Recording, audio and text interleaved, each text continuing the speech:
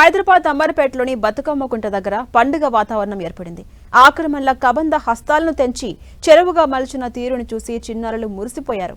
చెత్త, నిర్మాణ వ్యర్థాలతో నిండి ముళ్ల పొదలతో భయంకరంగా ఉన్న పరిసరాలు ఆహ్లాదకరంగా మారిన తీరును చూసి ముచ్చటపడ్డారు.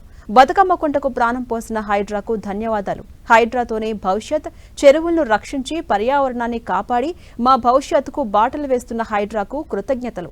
నగర రూపురేఖలు మార్చుతున్న హైడ్రాకు అండగా ఉంటామని చిన్నారులు ప్లకార్డులు ప్రదర్శించారు. వివిధ పాఠశాలలకు చెందిన విద్యార్థులు మానవహారంగా చెరువు చుట్టూ నిలబడితే స్థానికులు వారిని అనుసరించారు. హైడ్రా జిందాబాద్ అంటూ నినాదాలు చేశారు. అనంతరం చెరువులను కాపాడుతామని, ప్రకృతిని పరిరక్షిస్తామని చిన్నారులు ప్రతిజ్ఞ చేశారు. ఇక భవిష్యత్తులో వందలాది చెరువుల పునరుద్ధరణకు బతుకమ్మ కుంట ఓ నమూనా అన్నారు హైడ్రా కమిషనర్ రంగనాథ్. పర్యావరణ హితమైన నగరాన్ని తీర్చిదిద్దాలనే ప్రభుత్వ సంకల్పానికి బతుకమ్మ కుంట నాంది అని చెప్పారు.